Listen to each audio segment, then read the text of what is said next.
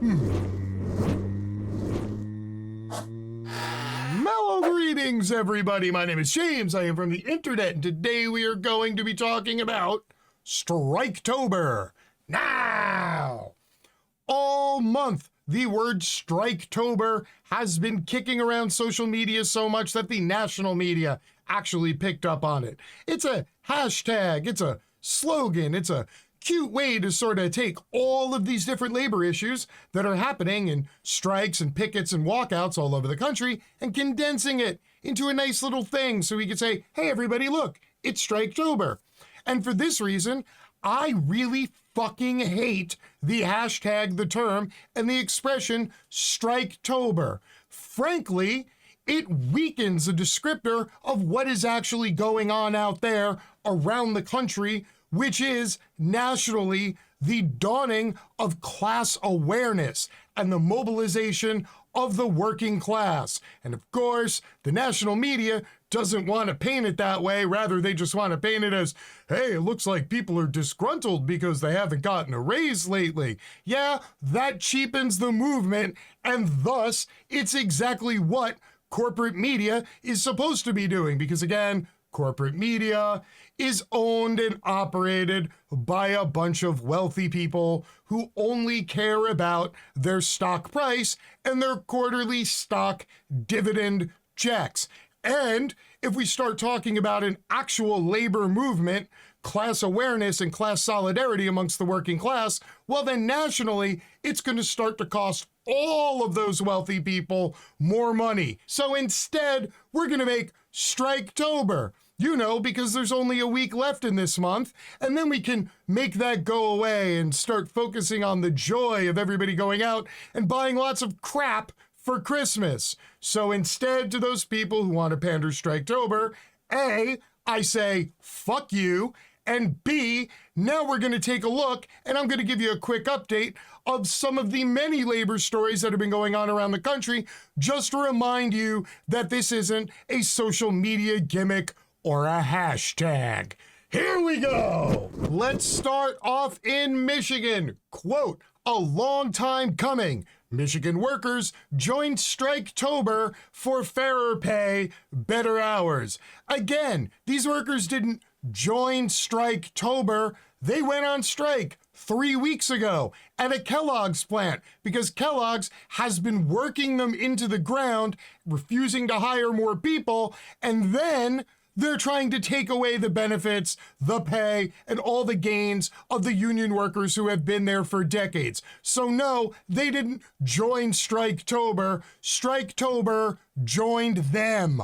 Many employers like Kellogg's say that they're struggling to hire enough workers. According to the U.S. Bureau of Labor Statistics, almost 3% of the entire American workforce, 4.3 million Americans, quit their jobs in August. That's a historic and record-breaking statistic, one that we've covered in multiple videos, but don't worry, the September jobs report should be out soon. At the same time, workers are suffering from burnout and demanding hours, while the executives running America's largest companies have seen record profits during the pandemic. According to the Washington, D.C.-based left-leaning think tank, the Economic Policy Institute, CEOs in 2020 were paid 351 times as much as a typical worker, a jump of almost 19% in realized compensation last year, while millions of Americans were left unemployed and many struggled to pay rent. Kellogg's is no different, with the multi-billion-dollar company in August reporting a, quote, strong 2-year growth during 2020 and 2021. You know, when supposedly they just, gosh darn it, couldn't find any more workers, so they just kept working everybody into the ground so that they didn't have to increase the overhead by onboarding more employees.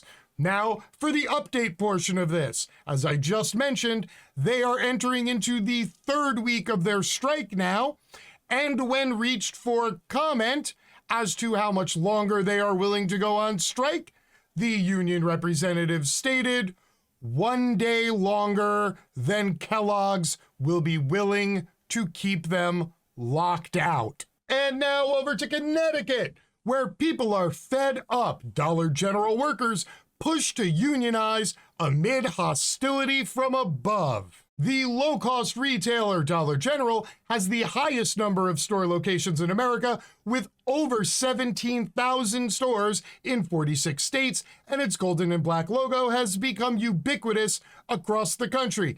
In fact, currently in the United States of America, 1 out of every 3 new retail businesses that are built and or opened are a Dollar General. However, none of those stores are unionized, and a single store in Connecticut just became the first store in the history of Dollar General to hold a union vote.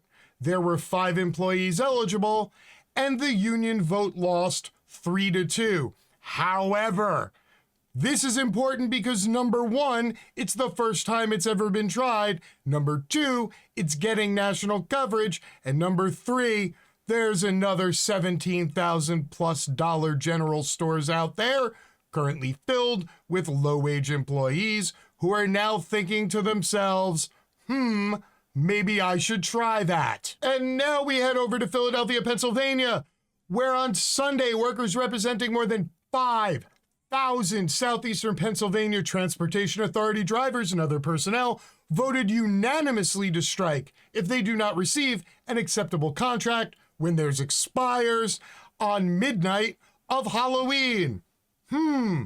That leaves you about a week. Tick-tock, tick-tock, city officials. Time to pay your employees. Workers in southeastern Pennsylvania, which encompasses the Philadelphia metropolitan area, are demanding wage increases, better maternity leave policies, and hazard pay, as well as compensation to families of transit personnel who have died due to complications from COVID-19. According to the union, 11 employees have passed away from COVID, while the Transit Authority has stood idly by, paying nothing to the impacted families. And as a side note, I just want you all to take a look as we go through these stories about how many people are not just striking for themselves, but are striking for other people. Over in New York City, Amazon warehouse workers have officially filed for a union vote. Organizers from Amazon's Staten Island facility say they've collected some 2,000 signatures from warehouse workers who say they want a union election. On Monday afternoon, they plan to hand-deliver those signatures to a local labor office, which could authorize such a vote. This labor push stands out for being unaffiliated with any national union. It's a product of self-organized grassroots worker group called the Amazon Labor Union, which was financed via a GoFundMe campaign. It is run by Chris Smalls, who led a walkout at the start of the pandemic to protest working conditions and was fired the same day. The group is now pushing to unionize warehouses that employ an estimated 7,000 people packing and shipping products for the massive New York market. Quote, "We want better working conditions," Smalls told NPR. "We want higher wages. We want longer breaks. We want better medical leave options." And again, I remind you, this isn't a bunch of social media, blue check mark, Twitterazzi, woke left people who are joining Striketober. This is 7,000 workers all talking amongst themselves about how they're getting fucked by their employer. So again, these people did not join Striketober. Striketober joined them. In Virginia, HelloFresh workers in Richmond are trying to form the first union in the meal kit delivery industry, which I have been led to believe has been doing quite well since the pandemic kept half the country home for 2 years. In fact, due to the pandemic, HelloFresh became profitable for the first time, and in 2020 brought in a net profit of $430 million. It seems, however, that literally none of that additional profitability went to raising additional funds to pay their laborers additional money, for all the additional work they did. So now they're voting to go on strike. And meanwhile, the companies that still refuse to increase their wages, well, they're now pushing for an increase in immigration because, you know, people closest to the bottom, the people who have nobody to represent them, well, they'll work for peanuts. And Domino's, much like a lot of other corporations, is all about paying their workers peanuts. And now, an update on those 4.3 million Americans who left their jobs in August. We did a little video about this last week, but hey, CBS News actually went down and chased down some of those people who left their jobs. Want to find out what they're up to? Well, you're in luck because I'm going to tell you. It turns out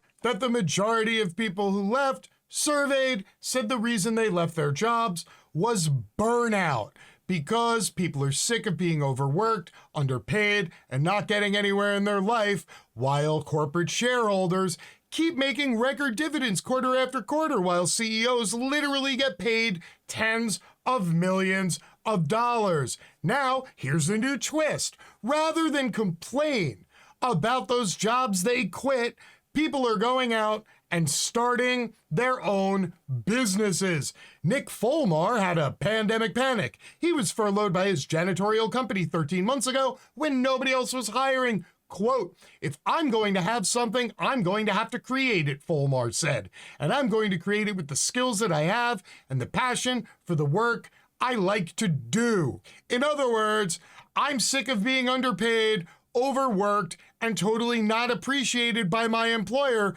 who can just let me go on a moment's notice anytime his profitability is threatened. Maybe instead of waiting for corporate America to act like they give a fuck about us, we should just all go out and do our own shit and leave them behind. Fulmar ended up gambling his family savings to start Jetstream Clean, his own carpet cleaning business along the Alabama-Georgia border. Quote, "I've doubled my money and my salary doubled." Yeah, you know why, Nick? Because you're no longer working for somebody else who's taking all the profits. You now get to keep all the profits because you are your own business. Well played. America has now become a nation of job quitters during the pandemic. Millions of workers like Fulmar are leaving the job market for good, often to become their own boss. In one survey, nearly 1/3 of workers who quit started their own business. In another survey, 95% of workers said they were thinking about quitting their own shitty job. People are done with their cubicle, they're done with commuting, and they're done with sitting in an office. People have opted to take their destiny into their own hands because they know that neither corporate America nor the government are going to come to their rescue. They are not going to help them improve the material conditions for themselves and their families. And rather than waiting for corporate America to act like it gives a fuck or for the government to get its shit together, people are just throwing their hands up in the air. Well, actually not their hands, just two fingers. And last but not least, if you want to know why this has all come to a head, well, allow me to introduce you to math. Math meet people. People meet math. According to math, people are literally making less now than they were in 1973, thanks to the advanced cost of everything and the advanced increase in the cost of everything, well, except for the cost of labor to large businesses who still pay as little as possible for as long as possible to fuck over as many people as possible so they can increase their profitability as high as possible. So what does this mean for you, the average viewer at home, the fellow member of the working class? Well, number one, it means unfortunately you're probably going to be stuck living with the shitty hashtag Striketober for the next week as douchey corporate pundits on TV continue to use it so that when October is over, they don't have to mention this national labor uprising anymore, and they can do what their bosses want them to do and focus on all that upcoming Christmas shopping, because capitalism demands that you spend, even if you no longer have any money left. And so I would like to use this opportunity to remind you all that this is not a fad, this is not a hashtag. This is possibly one of the most important things that can end up happening during your lifetime. Please do not squander the moment. Do not waste the opportunity.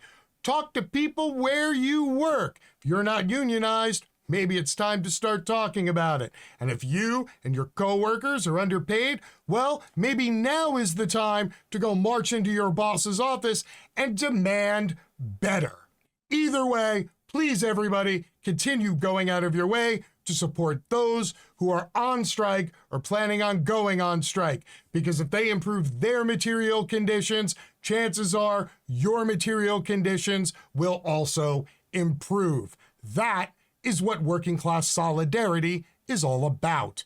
Until next time, my name is James. I am from the internet, and I am out. Peace.